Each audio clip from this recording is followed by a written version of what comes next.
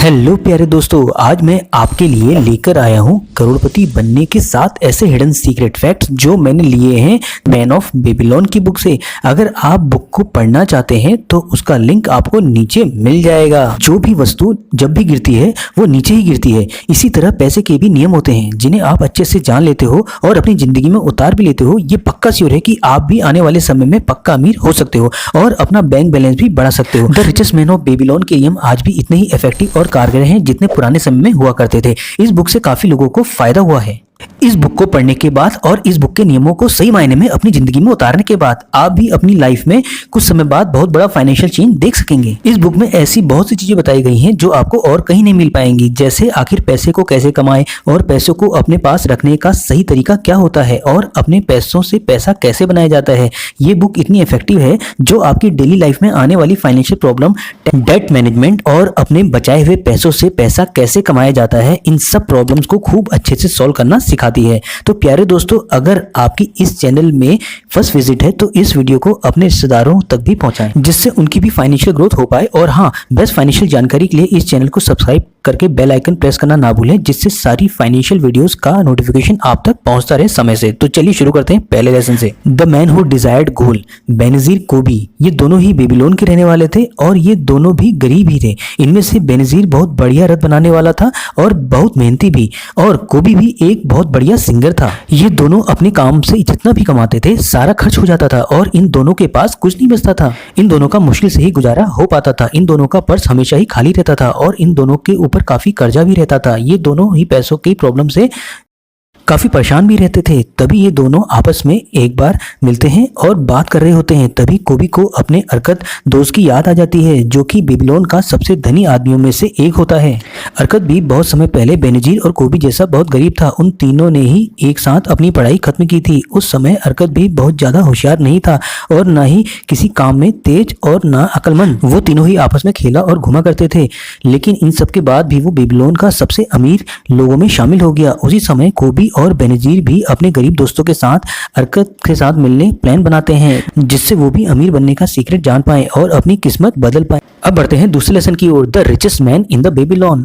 अरकत Babylon का सबसे अमीर आदमी था। वो अपनी वेल्थ और काइंडनेस के कारण काफी दूर तक फेमस भी था। वो अपनी वेल्थ गरीबों के साथ पूरी दिल के साथ दान करता था और बहुत ज्यादा खर्च भी करता था, लेकिन इन सब के बावजूद भी अरकत की दौलत कभी भी कम नहीं होती थी, उल्टा और तेजी के साथ ग्रो होती जा रही थी। एक बार बेनजीर कोबी अरकत के आलीशान महल में आए। तब बेनजीर और कोबी ने अरकत से पूछा, जब तुम भी हमारी तरह गरीब थे तब तुमने ऐसा आखिर क्या किया जिससे तुम बेबीलोन के रिचेस्ट पर्सन बन गए। तब अरकत कहता है, अगर तुम लोगों को पैसे में दिक्कत आ रही है इसका मतलब ये हुआ तुम अभी तक दौलत को इकट्ठा करने के सही नियमों को सही से नहीं जानते हो या फिर इन नियमों का पालन नहीं करते हो। अरकत इसी बात पर अपनी स्टोरी बताना शुरू कर देता है। चलिए दोस्तों, अब बढ़ते हैं अरकत की अमीर बनने की स्टोरी में। मैंने अपनी शुरुआत बर्तन के काम से की और मैं काफी डिटरमिन्ड भी था अपने काम में, लेकिन महीनों मेहनत करने के बाद भी अपनी कोई दौलत इकट्ठा नहीं कर पाया।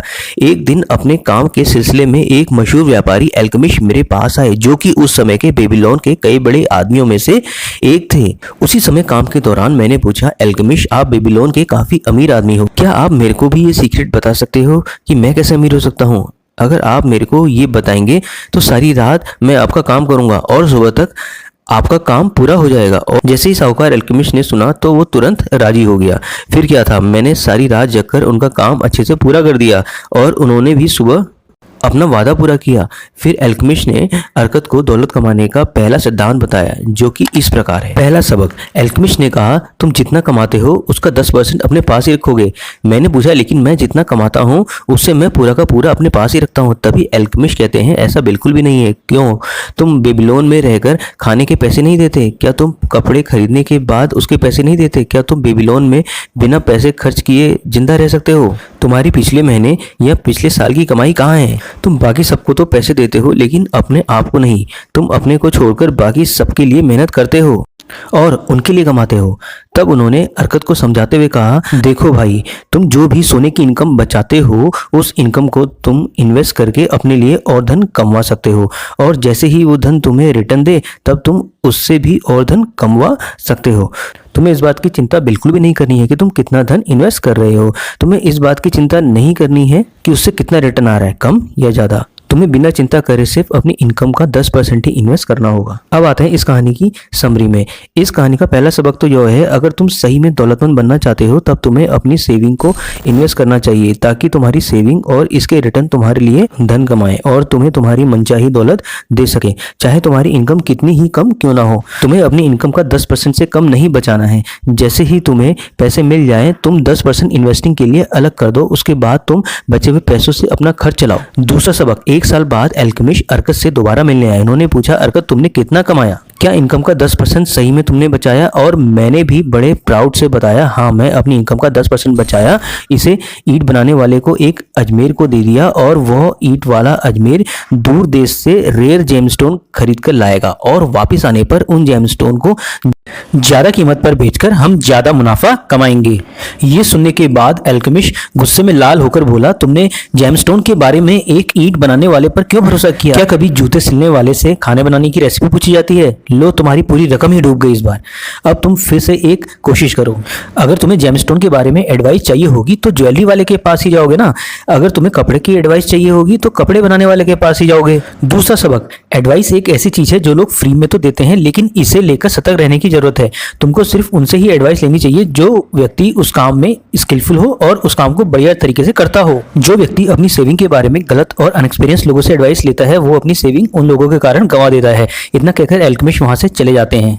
अब आते हैं तीसरे सबक में। 1 साल बाद अल्केमिस्ट फिर से वापस आते हैं। हमारी इससे पहली मुलाकात के बाद तुमने कितनी तरक्की की, ये बताओ पहले मुझे। तो अर्कत ने उन्हें बताया, मैंने अपनी इनकम का 10% सेव करके उन पैसों को ब्रासशील्ड बनाने वाले को दे दिया, ताकि वे उन पैसों का ब्रास खरीद सके और हर 5 मंथ के बाद मुझे ब्याज देता है, यानी कि इंटरेस्ट देता है। अल्केमिस्ट ये सुनकर बहुत खुश हो जाते हैं और कहते हैं कि तुमने इस बार बहुत अच्छा काम किया है, और खुश होते हुए बोलते हैं कि लेकिन तुम उन पैसों का करते क्या हो, यानी जो इंटरेस्ट मिलता है उसका क्या करते हो? फिर उसने कहा, मैं इससे अच्छी अच्छी चीजें खरीदता हूँ और खूब जश्न मनाता हूँ। ये बात सुनकर अल्केमिस्ट हंसते हुए कहते हैं, तुम अपनी सेविंग के रिटर्न को खर्च कर रहे हो, लेकिन ऐसे में तुम उस रिटर्न से और ज्यादा धन कैसे कमा पाओगे, और तुम उस धन से और भी ज्यादा धन कैसे कमा पाओगे? अब सीक्रेट सुनो, तुम्हें अपने रिटर्न से धन की खूब सारी सेना बनानी है, उसके बाद तुम काफी बेहतरीन जश्न बना सकते हो आसानी से। अब बढ़ते हैं तीसरे सबक की ओर। अपने इन्वेस्टिंग से मिलने वाले इंटरेस्ट को यानी इनकम को खर्च नहीं करना है, उसे दोबारा इन्वेस्ट और री इन्वेस्ट करना है, जिससे वो आपके लिए और ज्यादा कमा सकें। कुछ सालों तक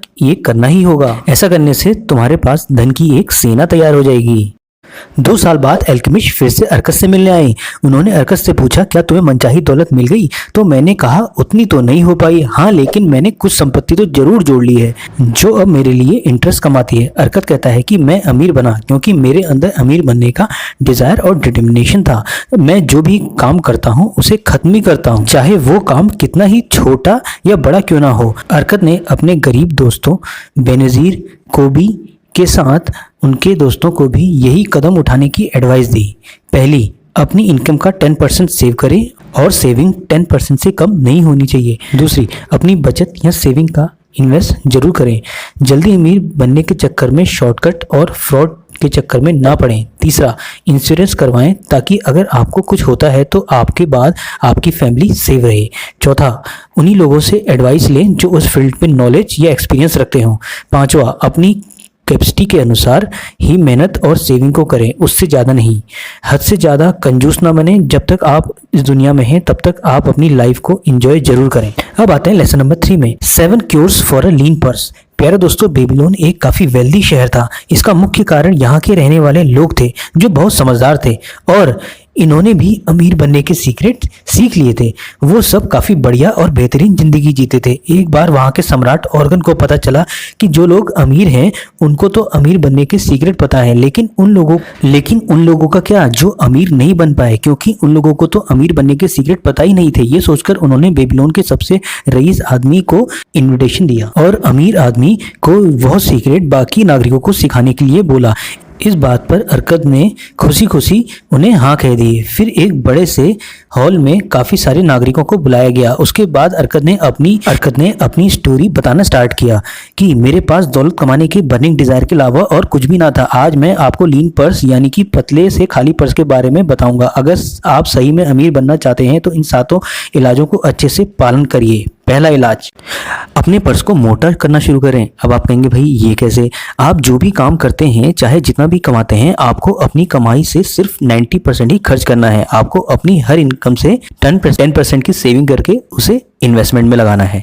इस 10% को आप बिल्कुल भी खर्च नहीं कर सकते। आपके टोटल जितने भी खर्चे हैं उनको 90% से ही पूरा करना। शुरुआत में तो आपको काफ़ी दिक्कत आएंगी। इसी 10% को इन्वेस्ट करके आप आगे चलकर काफ़ी प्रॉपर्टी, गोल्ड आदि कुछ भी खरीद सकते हो। दूसरा इलाज, अपने खर्चों को कंट्रोल में लाएं। तभी हॉल में बैठा एक आदमी बोलता है, अगर हमारा खर्चा पहले से ही मुश्किल से चल रहा है तो 10% कैसे बचाएं? आप ही बताओ। तब अरकत कहता है कि हर इंसान की इनकम अलग अलग होती है, खर्चे और ज़रूरतें भी अलग अलग होती हैं, फिर भी उन सबको ही पैसों की जरूरतें अधिक क्यों होती हैं? सच तो ये है, जैसे जैसे हमारी इनकम बढ़ना स्टार्ट हो जाती है वैसे वैसे हमारे खर्चे बढ़ना भी शुरू हो जाते हैं। हम कभी भी अपनी जरूरतों और इच्छाओं में अंतर नहीं समझते हैं। कभी भी हमारी इच्छाएं अनलिमिटेड होती हैं जो कभी भी खत्म नहीं होती हैं, लेकिन हमारी उन इच्छाओं को पूरा करने की ताकत एक लिमिट तक ही होती है। इसलिए दोस्तों, पहले हमें अपनी जरूरतों पर ही खर्चा करना चाहिए।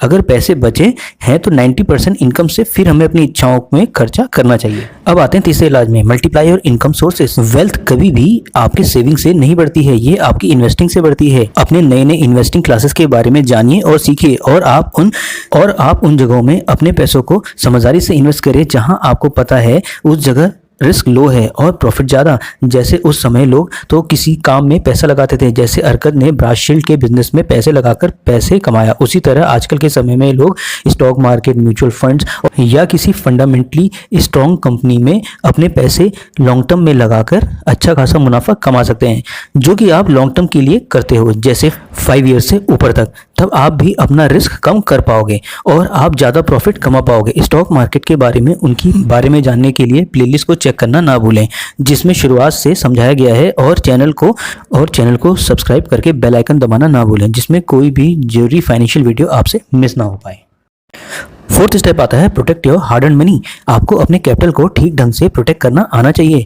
आपको कभी जल्दी पैसे कमाने के चक्कर में या शॉर्टकट्स में या जल्दी अमीर बनाने वाली पॉन्जी स्कीम्स में जाल में नहीं फंसना चाहिए। ज़्यादातर लोग जल्दी पैसे कमाने के चक्कर में अपनी प्रिंसिपल अमाउंट को भी खो देते हैं। वो पैसे जिसे उन्होंने किसी सेफ जगह इन्वेस्ट किया होता तो वो भी अच्छा खासा धन कमा सकते थे। इसलिए प्यारे दोस्तों, कहीं भी पैसा लगाने से पहले उसके रिस्क को सही से समझ ले या उस फील्ड में एक्सपीरियंस लोगों से ही सलाह लें, जिससे कि आपका प्रिंसिपल अमाउंट डूबे ना और आपका पैसा सेफ रहे। फिफ्थ हेल्दी स्टेप आता है make your house a great investment. अपने घर का मालिक बने। प्यारे दोस्तों, अपने इनकम का 10% और अधिक धन कमाने के लिए इन्वेस्टिंग करते रहें। इसी तरह आप बचे हुए 90% से भी कुछ पैसे बचा सकें तो उसे घर खरीदने के लिए इन्वेस्टिंग करते रहें। आपको सबसे ज़्यादा खुशी खुद के घर में रहने से ही मिलेगी। 6th हेल्दी स्टेप आता है इंश्योर योर फ्यूचर इनकम। प्यारे दोस्तों, हर इंसान कभी ना कभी बुढ़ापे की स्टेज में आता है, चाहे वो अमीर हो या गरीब। इसलिए हर इंसान को अपने पास उतना धन तो जरूर रखना चाहिए। अगर अचानक से उससे कुछ हो जाए या वो इंसान कभी इस दुनिया में ना भी रहे तो उसकी फैमिली में किसी भी चीज़ की दिक्कत ना हो और उसकी फैमिली सेफ रहे। इसके लिए आप अपने और फैमिली लिए इंश्योरेंस भी करा सकते हैं। 7th healthy step increase your earning potential. इसके लिए आप अपने प्रोफेशन या काम के बारे में ज़्यादा लर्निंग हैबिट्स बनाकर या फिर स्किलफुल बनकर अपनी इनकम को और भी ज़्यादा बढ़ा सकते हैं। और इसके अलावा आपको अपनी इनकम के नए नए जरिए ढूंढना और बनाते रहना चाहिए। तो प्यारे दोस्तों, ये थे कुछ जरूरी बातें the richest man in Babylon से। अगर आपके अंदर अमीर बनने का बर्निंग डिजायर है तो एक बार इस बुक को जरूर पढ़ें, जिसका लिंक नीचे दिया गया है। प्यारे दोस्तों, आप लोगों की फाइनेंशियल नॉलेज बढ़ाने के लिए टेलीग्राम ग्रुप बनाया गया है, जिसका लिंक आपको पिन कमेंट में मिल जाएगा। तो उस चैनल को सब्सक्राइब करना ना भूलें, और आपको आने वाली वीडियो किस टॉपिक पे चाहिए तो नीचे कमेंट करना ना भूलें। इस तरह की बेहतरीन फाइनेंशियल नॉलेज और फाइनेंशियल फ्रीडम से जुड़ी वीडियोस आप लोगों के लिए आती रहेंगी। तो जुड़े रहिए मनी ग्रेडिएंट से, जहां आपको मिलती है best financial knowledge with stock and trading. तब तक के लिए bye, see you then, love you all. और हाँ, वीडियो अच्छी लगी तो डेफिनेटली अपने रिलेटिव्स और फ्रेंड्स को शेयर करना ना भूलें।